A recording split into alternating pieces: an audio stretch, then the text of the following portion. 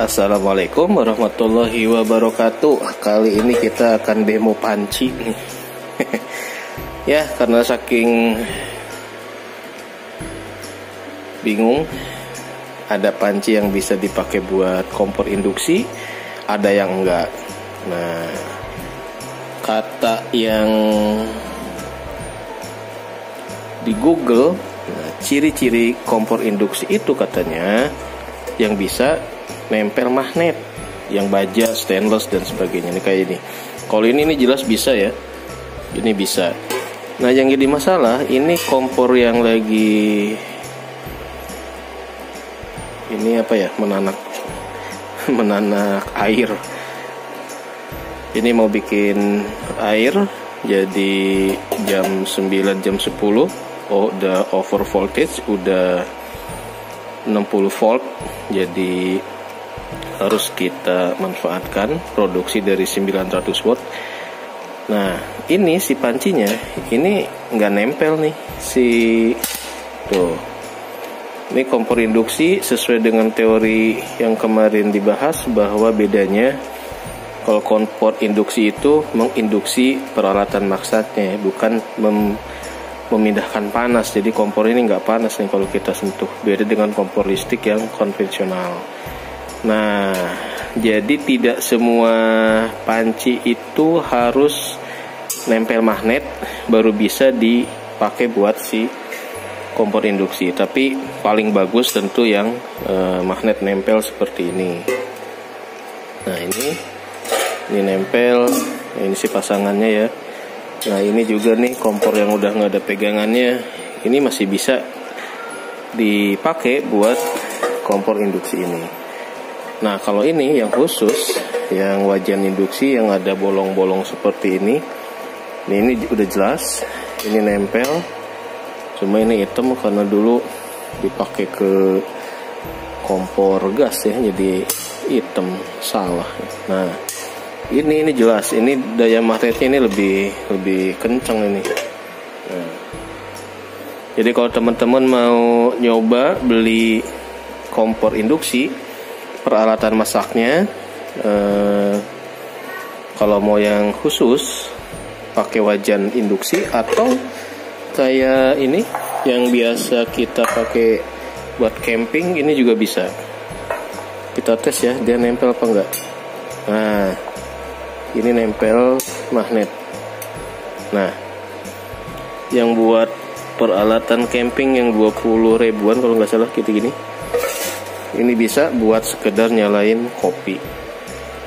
Jadi kalau main PLTS, pengen ngopi, yang wajannya belum kebeli, tapi kompornya kita udah nyicil, bisa pakai peralatan minum, gelas seperti ini, untuk sekedar manasin air. Begitu guys. Ini udah 20 menit. Nah, ini minusnya kalau kita masak pakai kompor induksi, karena ini tergantung dari dayanya ya. Ini kompor induksi Tori tipe jadul yang maksimalnya cuma 650 watt. Yang tipe kekinian itu udah 1200 lebih lah dayanya, sehingga pasti lebih cepat. Cuma kalau pakai 1200, PLTS kita nggak kuat. Jadi ini yang paling ideal untuk skala PLTS dengan aki 2x120 ampere, panelnya 900 watt peak. Kita lihat. Nah, ini udah 20 menit baru keluar seperti ini ya. Mungkin setengah jam lah sampai dia mendidih ya. Nah, kalau pakai gas tentu lebih cepat. Lebih 10 menit atau 15 menit mungkin udah kelar. Jadi kalau masak pakai kompor induksi itu baru apa ya namanya ya? Ya baru kok dimatiin? Baru level edukasi aja kali ya. Kalau kita harus nyantai, bukan buat keburu-buru atau gimana. Ya, jatuh. Oke, jadi itu dari sisi alat masak yang bisa digunakan di si kompor induksi Tori. Nah, untuk fungsi-fungsinya sih ini sama lah ya. Kita mau pijit apapun, daya yang dibutuhkan listriknya itu sama. Saya mau pijit, cuma bedanya kelihatannya ini ada ininya aja, apa sih namanya, masa durasinya aja. Kalau kita pilih yang menghangatkan susu ini, nah dia nanti ada jedanya gitu. Jadi cuma menghangatkan, bukan buat memanaskan air. Kalau yang 650 untuk sop itu kontinuitas dari power energi yang dibutuhkannya itu nggak terputus. Kemudian untuk timer ini, ternyata ini timernya bukan timer untuk menyalakan, bukan timer untuk mematikan. Misalkan seperti ini nih, lagi jalan, kita mematikan 5 menit ke depan, ada timer. Kok kepijit lagi. Nah, ternyata sifat timer ini ada timer untuk menyalakan ya. Jadi kalau kita setting 5 menit, itu 5 menit kemudian si kompor baru nyala. Aneh juga ya, kenapa gitu ya, saya kurang paham juga. Saya belum nyoba sih, cuma saya lihat di YouTube, di channelnya siapa lupa tuh. Jadi timer ini adalah untuk menyalakan si kompor induksi Tori ini. Yang kemudian kaca, ternyata juga kaca ini bisa diganti dengan kaca biasa ya. Saya kira ini khusus. Jadi di YouTube itu ada yang beli terus pecah, terus dia unboxing ganti dengan kaca biasa, ternyata masih jalan. Jadi yang penting itu adalah komponen yang di dalam si kompor induksi ini. Itu yang paling penting, kumparan induksinya yang ternyata itu lebih penting daripada alas ininya, alas kaca keramiknya doang nih. Kalau kaca ini bisa dipakai kaca biasa yang mungkin ukuran berapa ya, 3 atau berapa nih, 3 mili atau ukuran sekian lah itu. Nah, jadi si kompor induksi ini ya saat ini lebih bersifat untuk serep gitu ya. Kalau gas nggak habis, kemudian mataharinya juga lagi panas, tapi kalau hujan mendung ya kita kepaksa nggak bisa pakai. Kalaupun mau pakai ke PLN, tentu jatuhnya jadi lebih mahal, karena untuk masak air aja ini butuh sekitar 1 kWh, berarti sekitar 1.500 perak ya. Kalau 1 kWh itu sekali masak, kok dipegang, panas loh. 1 kWh, kalau 1 kWh itu sekitar 1 jam memasak. Ini udah mau 30 menit. Nah, ini 260 watt hours ya, sekitar segitulah ya. Jadi untuk masak, kalau saya ukur mau masak apapun kan durasi itu sekitar sejam, berarti biaya untuk menyalakan si kompor induksi ini untuk 1 jam masak sekitar 1.500. Nah, tinggal dikalkulasi aja kalau pakai gas itu berapa jam tuh kalau kita memanfaatkan 1 tabung gas, baik yang biru ataupun yang kuning buat serep nih. Karena kalau di kota kadang agak susah ya nyari tabung biru habis, kita darurat naik motor harus punya yang tabung gas melon. Oke, pembahasan perpancian mungkin itu sharingnya ya. Jadi dalam memanfaatkan energi listrik, mau nggak mau kita juga harus belajar tentang peralatan yang support kepada kompor induksinya. Nah, kalau yang tipe-tipe seperti ini nih, Nah ini jelas tidak bisa menghantarkan induksinya. Jadi kalau ada diskonan flash sale kompor induksi, tapi kita belum punya PLTS, belum punya kompornya, sikat aja dulu.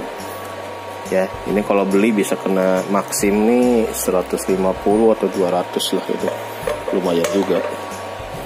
Kalau yang murah-murah kan 20-30 ribu tuh udah bisa kita miliki. Oke, jadi perpancian bisa kita koleksi.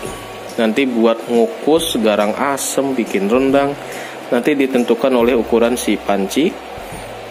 Kayak kemarin bikin garang asam, ternyata kita butuh buat innernya gitu, pot innernya butuh panci yang lebih tinggi ya, biar masak apapun bisa diakomodir oleh si kompor induksi ini.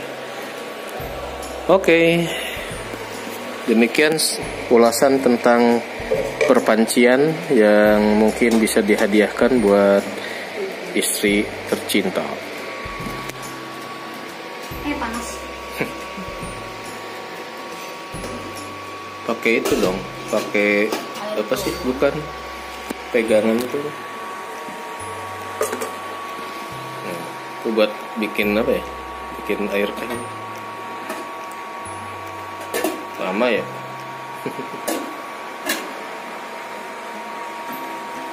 Cukup. Nah, PLTS 900 watt peak dengan 2 aki untuk dipakai memasak, kondisinya terlalu mepet ya. Jadi kalau di bawah jam 12, di bawah jam 11, kalau untuk pemanfaatan kompor induksi masak 30 menit aja itu akinya udah di bawah 12 volt. Jadi kalau teman-teman settingannya mau menghemat LPG dengan panel 9 atau 10 watt peak, akinya harus ditambah lagi minimal 3 atau 4 biar menjadi lebih stabil. Kalau 2 seperti ini, nah kita 30 menit atau 45 menit itu si kompor harus kita turunkan dari 650 ke mode yang lebih rendah lagi. Bahkan ini saya pindahin tadi karena udah di bawah 11, saya pindahkan ke mode 80, daya 80 doang ya. 80 itu cuma on off buat ngangetin doang, bukan untuk memasak air gitu ya. Nah, tapi dari sisi input, biasanya kalau panasnya terik 900 watt peak itu bisa menghasilkan sekitar 600 watt. Jadi sebetulnya untuk memasak ketika peak, ketika sun peak hours, 900 watt itu memang imbang dengan daya si kompor induksinya.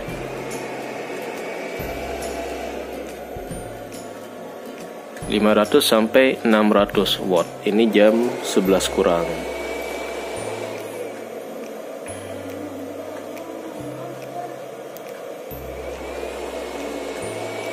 Kita akan tambah lagi. Sekarang 80, kita naikkan ke 200. Nah, karena tadi voltage akinya turun, jadi kita turunkan ke 80, modenya ngangetin susu, padahal kita lagi ngerebus air. Kita naikin lagi ke 200. Nah, kalau air kayak gini sebenarnya udah matang belum sih? Udah aja kali ya. Ini air sumur, namanya juga di Bekasi. Sudah 32 menit. Oke, saya naikkan lagi ke posisi water alias ngerebus air 650. Nanti kita lihat kinerja si akinya ngedrop atau gimana. Mudah-mudahan dalam 5-10 menit airnya udah matang.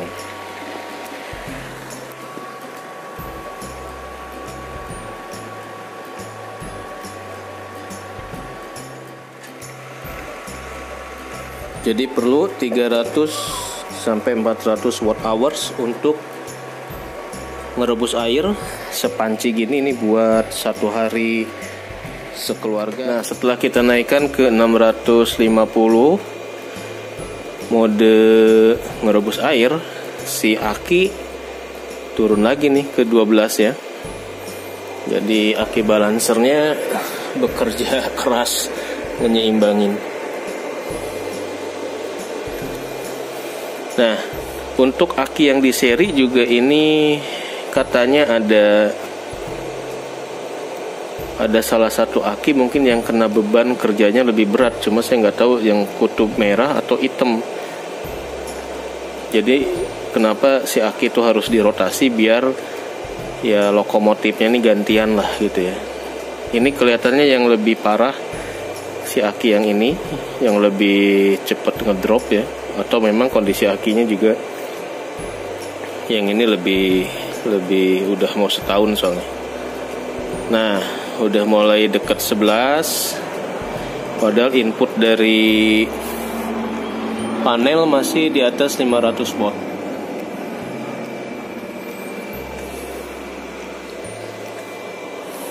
Nah, ini enaknya lagi di rumah, mumpung disuruh di rumah, nggak boleh ke kantor, jadi nyambi-nyambi kayak gini lah. Nah, ini udah di bawah 11, kita harus turunin lagi. Nah, karena voltage-nya udah turun lagi di bawah 11, kita harus turunin lagi nih. Masih belum matang juga ya. Kita turunin, ya nggak bisa nih.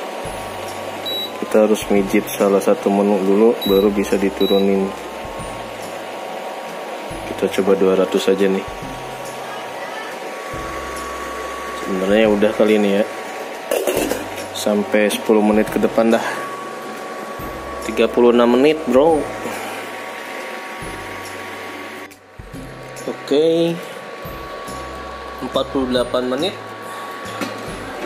setelah on off. Nah, akhirnya mateng. Halo.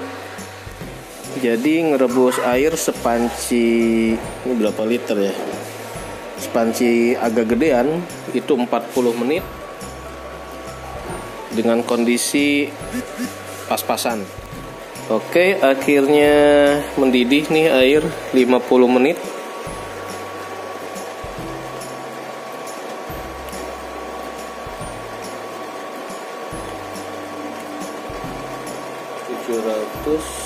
Sekitar 470 watt hour, setengah kWh ya. Setengah kWh itu kalau pakai listrik PLN itu setengah kali 1467, jadi sekitar 700 perak buat kita masak air sepanci ini. Kita harus bayar ke PLN untuk tarif per 2200 setengah kWh. Jadi 1 kWh yang 1400-an itu tarifnya, itu berarti bisa buat 2 kali merebus air. Nah, ini 650 sudah mendidih, sudah bergejolak gitu ya. Kita akan matikan saja. Alhamdulillah. Tinggal nanti ini mau buat termos, mau buat teh, atau mau buat apa. Tapi biasanya sih pada bikin teh aja ya. Soalnya kalau nggak bikin teh nanti pakai kompor. Rutinitas ibu kalau belum pulang dia bikinin teh buat sore sampai malam gitu. Jadi kalau kita nggak bikin teh kopek, lah habisin aja. Oke, demikian tutorial membuat teh, air teh.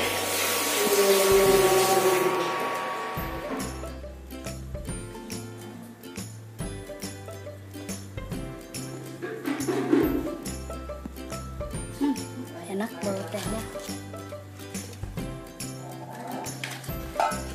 Oke, kloter pertama masak jam 11 setelah kelar ngerebus teh. Nanti jam 12 jam 1 kita lihat apakah bisa masak lagi. Hanya 28 menit ternyata kalau masak airnya di jam 12 siang.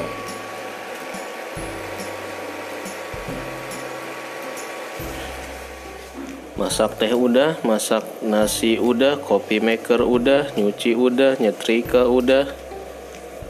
Masih mantap. Waduh, masih 13.9, baru jam 1 ini. Kayaknya sih hari ini isinya ngerebus air. Udah 2 panci.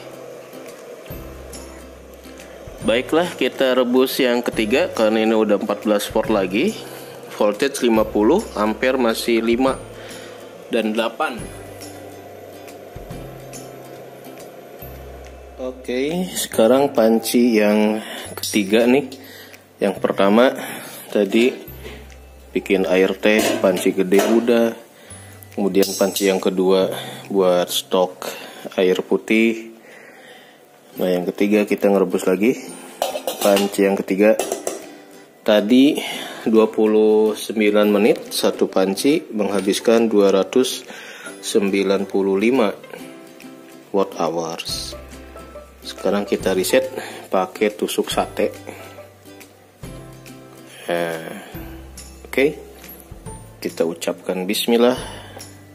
Kita akan mulai lagi proses uji coba ngerebus air. Perlu berapa watt hours biar kita ada patokan kalkulasi buat teman-teman yang mau bikin kompor bertenaga listrik energi surya. Bismillah. 650 modenya, kompor induksi Tori 300 ribuan, modenya menanak air 650, tapi kalau real di tarikan pertama 730. Jadi seperti lemari es ataupun pendingin. Nah, tarikan pertamanya pasti dia lebih tinggi dibandingkan setelah daya konstannya ya. Ini masih 720, turun nanti sampai ke level 600-an. Oke. Setengah jam kemudian kita lihat airnya sudah matang. Nah, ini tusuk sate buat alat ngeriset wattmeter. Jadi saat ini sedang colok, ini colok ke on grid, kemudian yang off gridnya merebus air.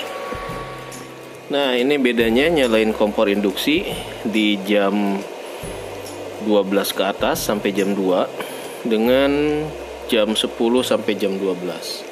Stabil di atas 12 volt. Nah, nanti begitu lewat jam 2 mataharinya udah mulai turun, jadi harus mulai stop untuk load yang besar, yang ekstrim.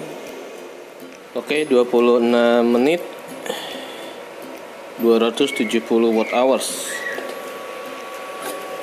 sudah matang.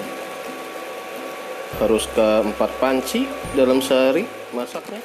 Oke, panci ke-4 sudah matang juga. Teh 1, air putih 1 udah masuk panci sana. Keempat baru matang, 23 menit 240 watt hours.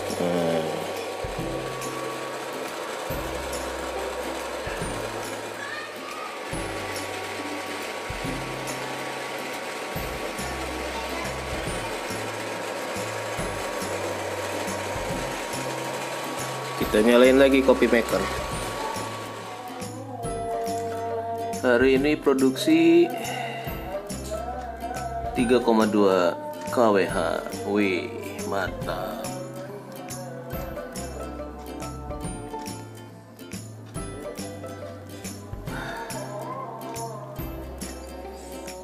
12,5 modal buat sampai besok pagi.